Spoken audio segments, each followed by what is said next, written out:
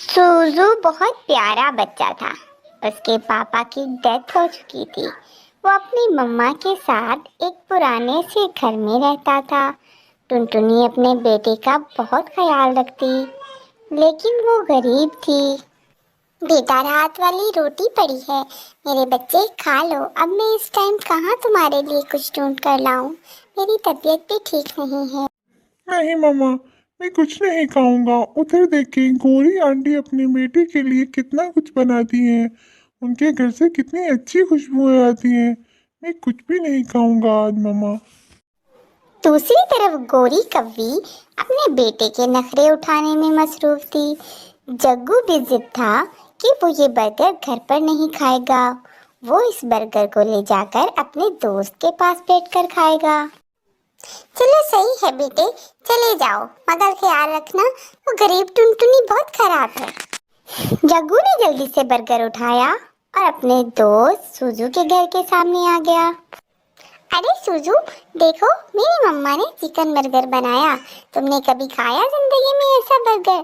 तुम सिर्फ मेरा मुंह देखो, मैं तो खा रहा हूँ। कितना मजेदार है। नहीं यार, मेरी मम्मा ऐसी चीजें नहीं बनाती। मैं अभी भी सूखी रोटी खाकर आया हूँ। अरे शरारती बच्चे, तुम फिर आ गए। तुम अपने घर में आराम से बैठकर नहीं खा सकते? तुमसे कितनी बार कहा है घर पर खाया करो।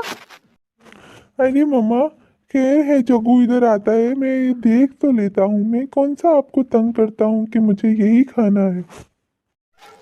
फिर भी जग्गू बेटा, खाना हमेशा घर पर बैठकर खाते हैं, यूं बाहर कहीं बाजार में लेकर नहीं खाते। ऐसे किसी का दिल ललचाए आपको देखकर तो गुनाह होता है। ठीक है बेटा।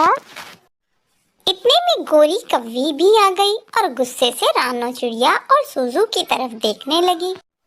कैसी है गोरी बहन? मैं ना बच्ची को समझा रही थी कि घर पे आराम से बैठकर खाया करे। अरे ओ टुनटुनी, ये जंगल सबका है, जिसका दिल करे जहाँ बैठकर खाए। सुसु के पापा नहीं है तो क्या हमने ठेका लिया है सुसु के पापा का? सुसु बहुत दुखी हो चुका था। वो अपने घर के सामने बैठकर रो रहा था और अपने बाबा को याद कर रहा था। काश आज मेरे बाबा भी जिंदा होते और मैं जग्गू की तरह खुश रहता। मेरे बेटे, मुझे माफ़ कर दो। मैं इंशाल्लाह ज़रूर मेहनत करूँगी और तुम्हारी हर ख्वाहिश पूरी करूँगी। तुम ऐसे करते हो तो मुझे दुख होता है। किसी की चीज़ों को ऐसे नहीं देखते। नहीं मम्मा, आप मुझे माफ कर दे। मैं आज के बाद ऐसी कोई ख्वाहिश नहीं करूँगा और आपका बहुत ख्याल रखूँगा। मम्मा, आज तो आपने मजा करा दिया। टुनटुनी आंटी की वाट लगा दी। आज के बाद वो मुझे ऐसे नहीं डांटेंगी। मैं बहुत खुश हूँ मम्मा। कितनी बार कहा है उन गरीबों के मुंह ना लगा करो। दफा करो उनको। तुम बर्गर खाओ और सो जाओ आराम से, रात हो रही है। अरे गोरी, तुमसे कितनी बार कहा है उस टुनटुनी के मुंह ना लगा करो। बेवा औरत है, उसकी बददुआएं ना लिया करो। अगर मैं अच्छा कमाता हूँ, उसका शोहर नहीं है, तो ऐसे मत किया करो। हर बार मुझे ही समझाने बैठ जाते हो कालू जी। कभी कोई उसको भी समझाए। उस नकम्मी फकीरनी को निकालो यहाँ से, वरना जग्गू को लेकर घर छोड़ के चली जाऊंगी। अरे अरे, गुस्सा क्यों करती हो? मैं बात करता हूँ ना आज सबसे। कोई भी इस मसले का हल निकालते हैं मिलकर। बात तो तुम्हारी सही है।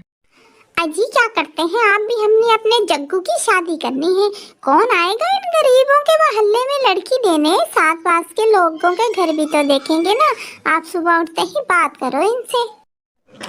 फिर क्या था, दोनों मियाँ बीवी ने सुबह उठते ही बेचारी टुनटुनी को घेर लिया कि वो ये मोहल्ला छोड़कर चली जाए। उन लोगों ने अपने बेटे जग्गू का रिश्ता करना है। आने वाले क्या सोचेंगे? टुनटुनी बेचारी परेशान हो गई। दुखी होकर घर छोड़ दिया और वो दूसरे जंगल चली गई। वहाँ उसने अपना और सूजू का घर बना लिया। अरे बच्चों, इससे हमें ये सीख मिलती है कि कभी भी किसी के साथ बुरा नहीं करना।